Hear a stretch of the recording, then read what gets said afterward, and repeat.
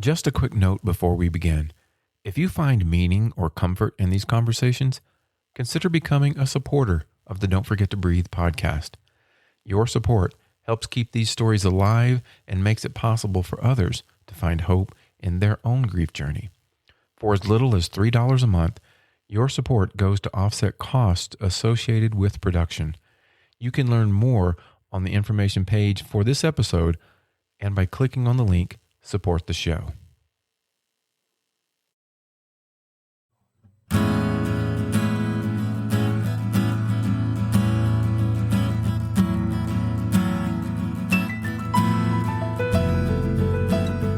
Welcome to Don't Forget to Breathe.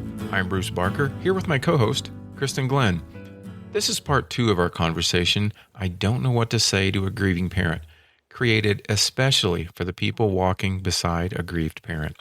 In part 1, we talked about what to say, what not to say, and how silence, even when it comes from fear, can leave grieving parents feeling even more alone.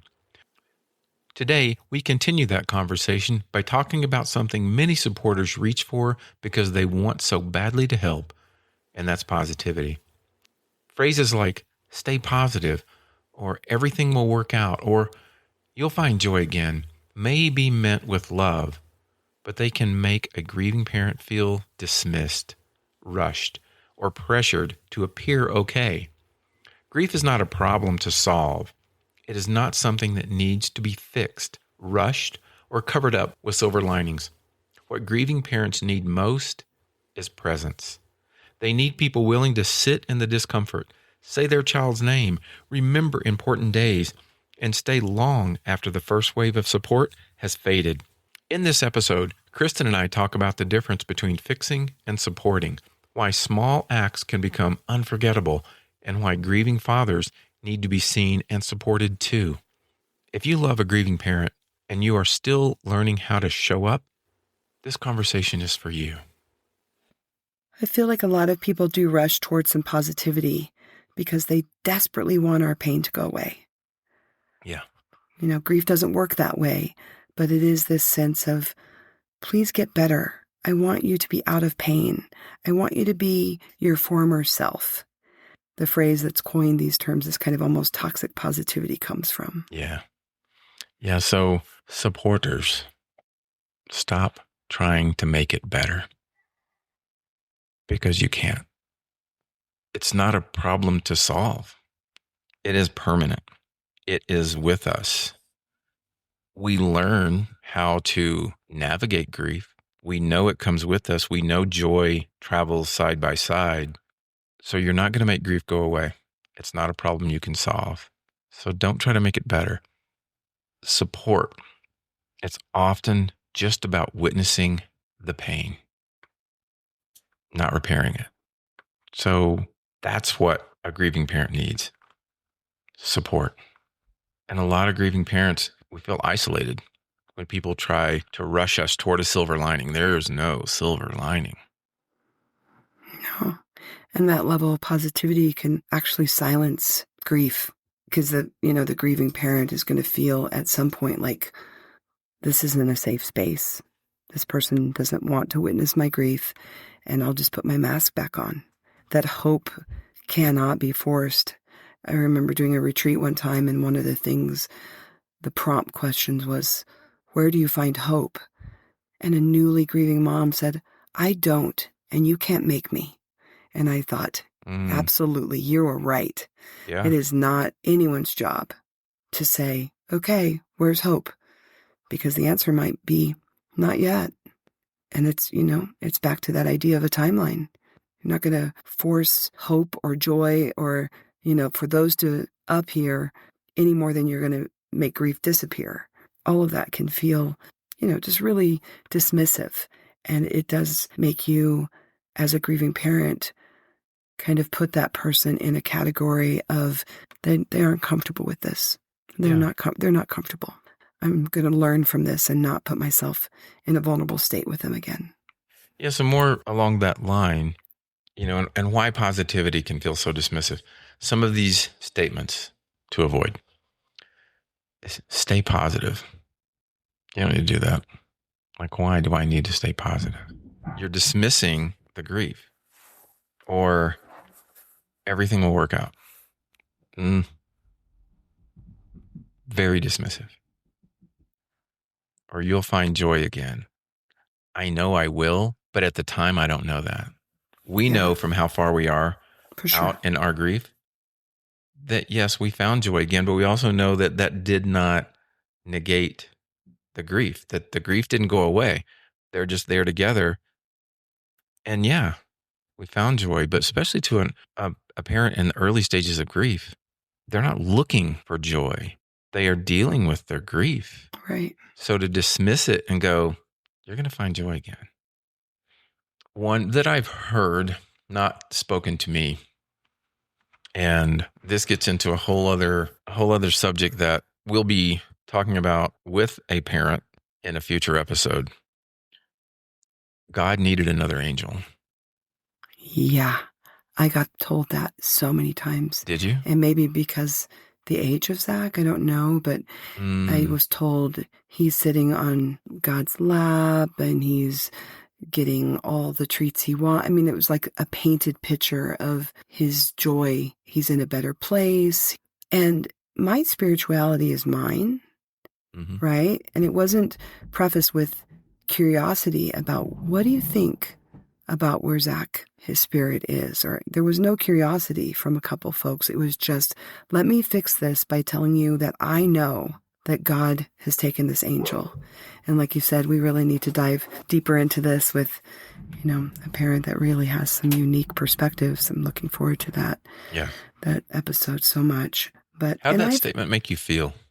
One, that they weren't curious about my journey in my spirituality and where that was. Two, that they were fixing it.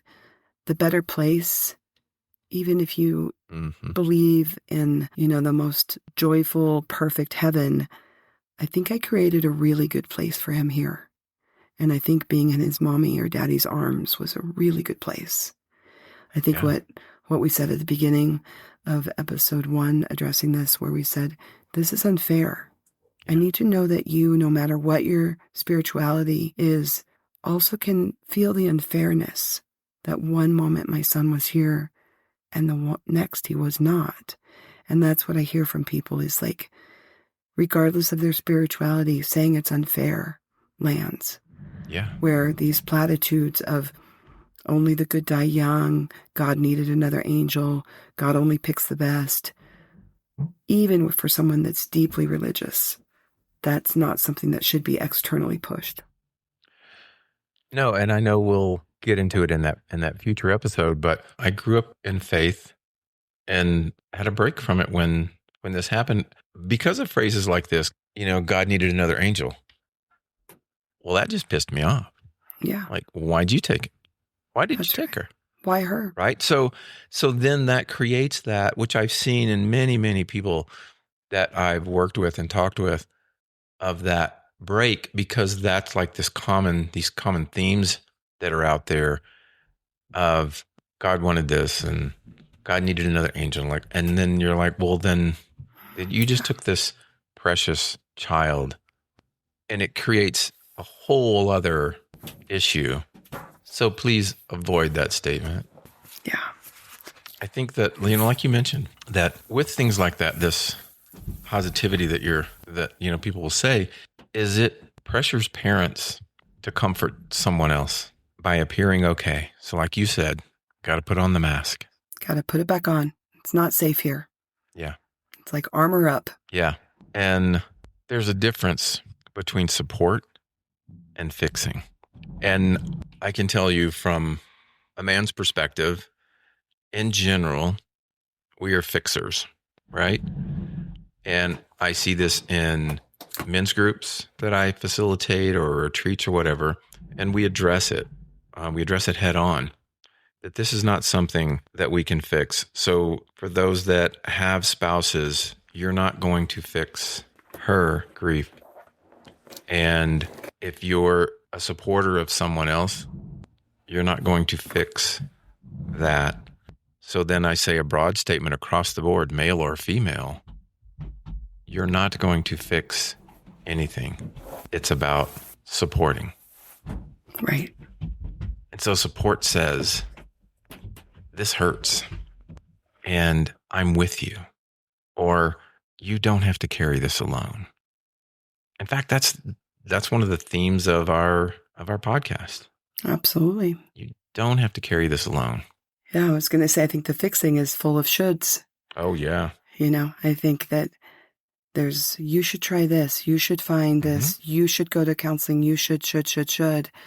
I used to tell people, don't let others should on you and don't really should on yourself. I tried to pronounce it well so I didn't offend anyone, but, don't should on each other. Yeah. And it's interesting. The outside world does a lot of that shoulding on grieving people, but grieving people don't do it to each other too much. Because I have no idea what Bruce Barker should do to get through his journey. I'm willing to be present for whatever you need as far as support as your friend. But I have no list for you because every day I'm navigating it, trying to figure it out. I don't feel like I ever had a should list for people because it's not that kind of journey. It's not a 12-step program. It's not like a stages. It's, today you're faced with this. How are you going to navigate it? Next moment, it's going to be something different. But what you need to do, here's how you to move on. I think there's gentle ways to say, hey, I tried this and it kind of didn't feel too painful. I used to feel like there's a difference between what's going to fix it versus what doesn't hurt it. Yes. Being the grief. Like, stop doing the things that hurt. You have enough hurt. Check those off your list. You don't know what specifically is going to help, but let's start with the things that are making it worse. Yeah. The going to a baby shower when you're pregnant with your rainbow baby. Maybe not. But it's not my job to tell someone, no, don't go to that baby shower. But it's, maybe a friend's job to point out that there's a possibility that the word no can be very powerful when you're grieving. Yeah. In any of the groups that I facilitate, that's actually one of the rules. I have a little sheet that, we talk about confidentiality and what's shared. So it's a safe space, things like that. But one of them that I have in all of them is there is no should. Yeah. And I'll shut someone down if that impulse, and a lot of times it's an impulse, especially men. Well, you should, whoa, no, there's no should. Yeah. So I literally make it a hard, fast rule. So listeners who are supporters, make that your rule. Yeah. Take that to heart. No shoulds. No, you need to. Just sit in that discomfort. Sit in it. Yeah. It requires some emotional endurance for sure. Yeah. It is a marathon. And those that can't sit in discomfort, that's why supporters, they often leave too soon emotionally. It's about learning to stay without answers. Because a grieving parent isn't asking you for answers. We already know there are no answers. We're doing our work. We're learning along the way as we do these journeys. So we're not looking for answers, but we need someone in that boat with us. I need somebody to help me paddle. That's right. One of the most healing things someone can do is to stop trying to rescue us from grief, but simply be willing to enter it with us for a moment. Get in our grief for a moment. Like I say, it's one of the most healing things someone can do, and it's not easy, and it requires a lot of emotional capacity. And I would add, if you can give that, it is incredibly rewarding. Not that this is about getting rewards for your support, but if you can truly companion someone and have that depth of emotional capacity, you will learn things about yourself as the supporter that you never imagined. It's a brutal space, that mixed word of brutal and beautiful together. I love that phrase. I think it's Glennon Doyle, but we've touched on the fact that just showing up, that presence matters more than any words. You can have someone that has descriptive words, and you can feel that they practice this and they say it to everyone they work with, whether it be a professional or someone that has been with other people that are grieving. And actually, the perfect words that are not coming from a place of genuine humility matter a lot less than just being present. We remember that presence is what built trust. I think that can give people permission to be human, goof up, say things that later you have to give yourself grace and be like, oh, I did not mean to say that. That did not come out the way I meant for it to. But the small acts can be unforgettable. I mentioned during one of our episodes the mother that would continually send a card on one given day, the person that would show up for his neighbor who lost their son and just mow the lawn without asking, the right color of rose once a month on a doorstep. It is those small acts, and I think that's giving yourself permission. Like if your instincts say that it could be meaningful, go for it. You could make a big difference by just the smallest nod towards your humanity of, I'm thinking about you, and I did this act. I took a picture of the purple pansy because I know that's what reminds you of your son, and I saw one and I sent it to you today. Or I have a dear friend who a fox is her animal that's symbolic for her son. And so if I ever have the opportunity to send her a picture of a fox, it not only says, I remember you, but I remember this about your child that I never had the pleasure of meeting. I had someone just the other day, kind of like your text that just came in, that said, I remember that Zach loves trains. Meant so much. She never got to meet him, but she remembered this detail. And it just meant so much to me that she said that.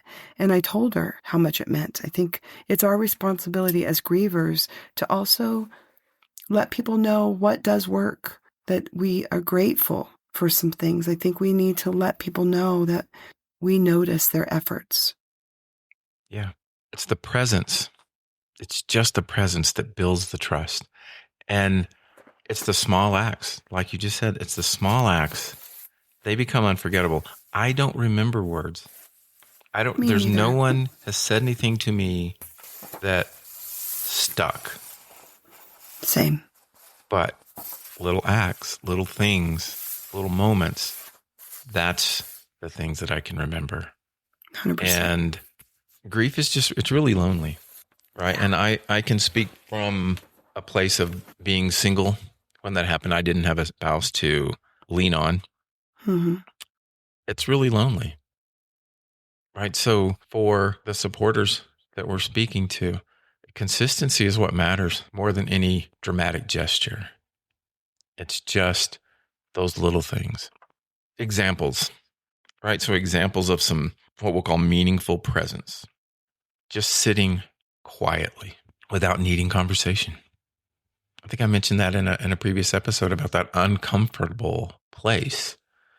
And one of the things for me, that over time was learning to, as much as I love music, learning to turn everything off and to start learning how to be comfortable with my own presence of just me. And maybe supporters, maybe that's something, an exercise for you. If you can learn to be comfortable in the silence, just you, now you can truly be present and sit quietly with that parent that you're supporting. And you don't need to fill the space with conversation. You just need to be there, because they're not looking for conversation. They're looking for companionship and comfort. They want somebody else in that canoe with them. That's powerful. That's a powerful suggestion that I've never thought of. That, especially in this high-tech world, we're so used to input and constant noise. And for someone to practice just being still, just truly just being. We're not good at that even during comfortable times, let alone during this uncomfortable time that we want to fill with noise. Yeah. Yeah. As you mentioned, simple text, whether that's something every week, months later, again, that's that long-term presence. and remembering birthdays, anniversaries. That's huge. Yeah. And I think being curious about someone's journey with that, I think that it's usually really welcomed. And sometimes, especially the lost date, might not be as welcome for people to receive text. So to just say, I'm thinking of you. Do you want me to reach out on this day? Or do you not want me to? I think that's such an important thing to allow yourself to wonder about. What is meaningful for you on these especially tender days? And often the day itself isn't as bad as the weeks leading up to it. So to say, I know it's the season. I know that it's turning towards summer. You can hear kids playing outside. This is the season of Christmas. I'm thinking about you. You don't have to wait only for that day, but just, wow, graduation banners everywhere. I'm wondering whether this could be a time of year that is especially bittersweet for you. It was, seeing, the whole grandchild thing, because that'll never happen. Yeah. But it took time to come to terms with that and accept that, and to be at a place where then I can support and celebrate someone else having a grandchild. That's right. Didn't happen overnight. Oh, no. And some of it, about that, the meaningful presence is just becoming comfortable with saying that child's name naturally in the course of a conversation. Right. No eggshells. Just, again, it could be anything. So, like, there was a song, I'll give you an example. So there's a connection that Kristin and I had with when Bohemian Rhapsody would come on. And I've shared that with people. So something that could happen is if you're with someone, and these are things that as a supporter, you probably know, right? So then the song comes on, and then for someone to say, you and Kristin had a thing for this, right? Or did Kristin love this song? So that it's such a natural thing, and not be afraid of just naturally saying that child's name. What a great huge connection. Support. Oh, it is. Yeah. And I think another, as I've made this comment about being in a canoe, and that's something I'll talk about another time, but you can kind of get a little bit of the visual. But walking beside someone without trying to lead them out of the grief. You're walking beside them in the grief, through the grief, with the grief, but you're not trying to lead them out of it. Yeah. There's that great poem that says, don't push me, I may not follow, or I can't quote it quite, but just walk along me and be my friend. Yeah. I think that's so true. Like, don't stand behind me. Don't stand in front of me. Like, just walk right next to me. Don't pull or push me through my grief. Just be next to me, and we'll learn this together. Yeah.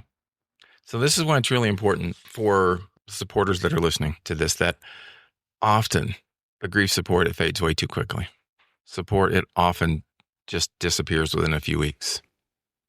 And what grieving parents are asking for and needing is your presence long-term, because we're still grieving and can be grieving intensely months and years later. So if you're that supporter, you're in it for the long term, if you're willing.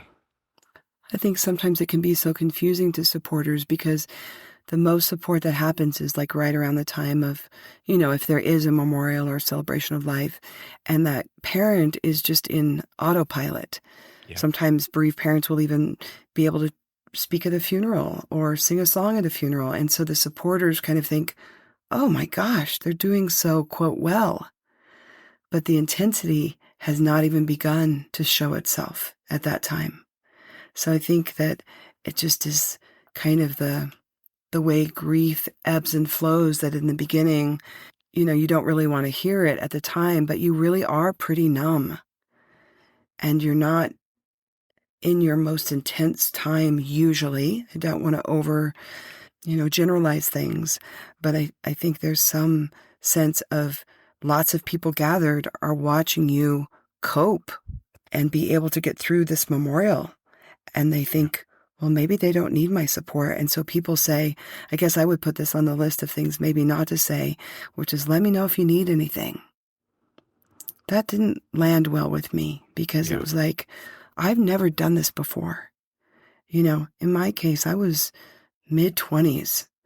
I'd never really even witnessed the loss of a pet, which, by the way, should never be compared to child loss. That is so insulting. Absolutely. I do think that for people to have comparisons of any nature along grief, but for people to realize that that is not something that I need to have you make rational thought around. Yeah, that's not even on the same planet. No. All right, I'm gonna put you on the spot. You got it. As we're sort of getting toward the end here, tell me 3 things that presence communicates to a grieving parent. It communicates you're not forgotten. Your child mattered and is remembered.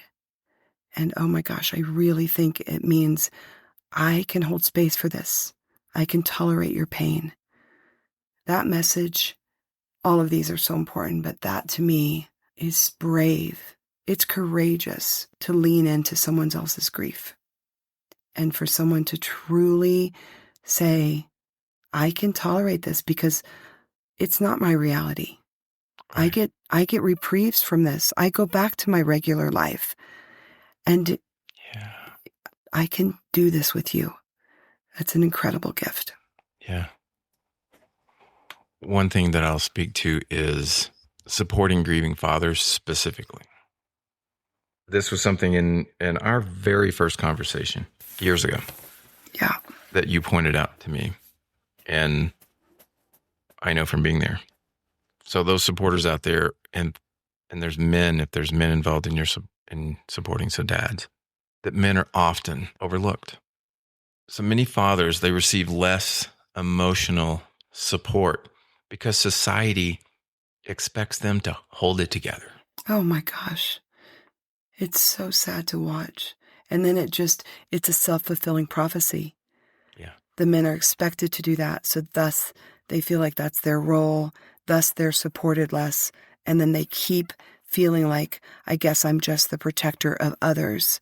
I don't deserve to grieve. My grief is not worthy of holding space for. People are asking me how others in my life are doing instead of how I'm truly doing.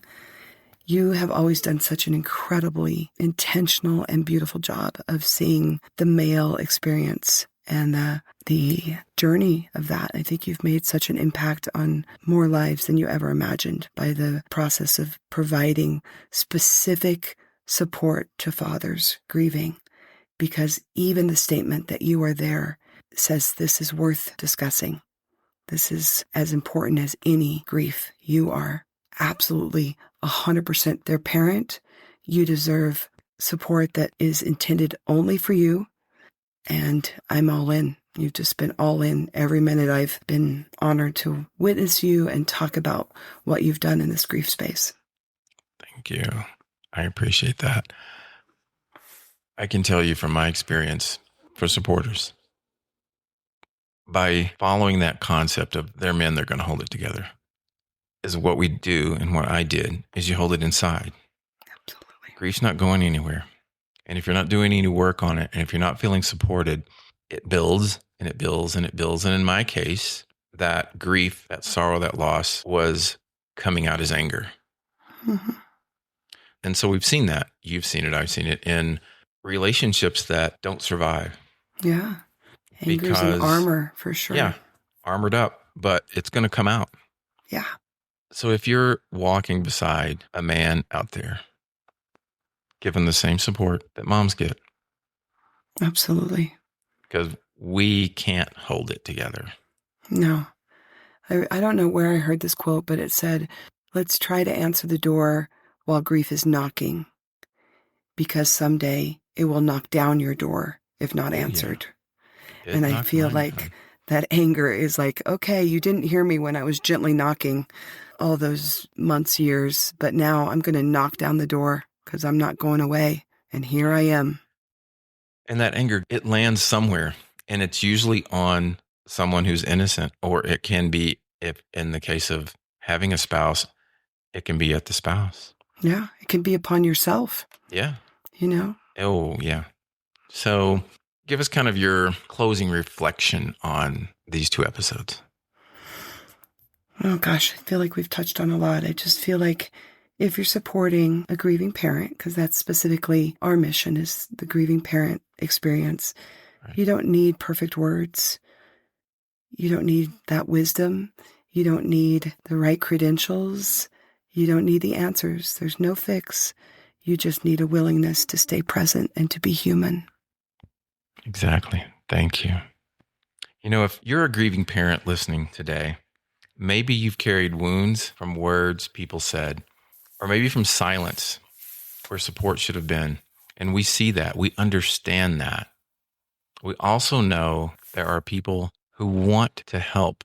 They want to love you as well, even if they're still learning how. Because we know grief does not need to be fixed. And people just simply need space to be seen inside it.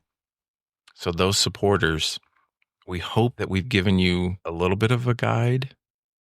Maybe not the how-to, because there's not really a how-to, but hopefully this will help you support and walk alongside that grieving parent. Thank you for joining us for part 2 of our conversation. We hope these 2 episodes have offered something practical, but also something deeply human. You do not need perfect words. You do not need answers, and you don't need to make grief better. You only need the willingness to stay present, to stop trying to fix, to stop rushing someone toward hope, to stop asking grief to become more comfortable for everyone else, and instead to sit beside the parent, remember their child, honor their pain, and keep showing up. For the grieving parents listening, we know some of you have been hurt by words that missed the mark. We also know some of you have been hurt even more by silence, by people who disappeared when you needed them most. We see that. And for the supporters listening, thank you for wanting to learn. Thank you for being willing to step closer even when it feels uncomfortable. Grief does not need to be fixed. It needs space to be seen. So until next time, be gentle with yourself, take care of each other, and please don't forget to breathe.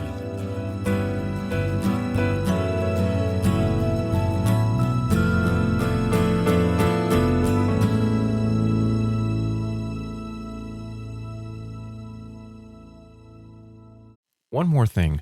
This podcast is for informational and educational purposes only. We are not licensed professionals, just parents who've experienced unimaginable loss. This isn't meant to replace help from a therapist, doctor, or other mental health professional. If you're struggling, please reach out to someone qualified. You are not alone. You can also contact us by going to the show notes and click on Send Us a Text, or you can visit us at our new website, don'tforgettobreathefoundation.org. Feel free to email us at support@don'tforgettobreathefoundation.org. That's support@don'tforgettobreathefoundation.org.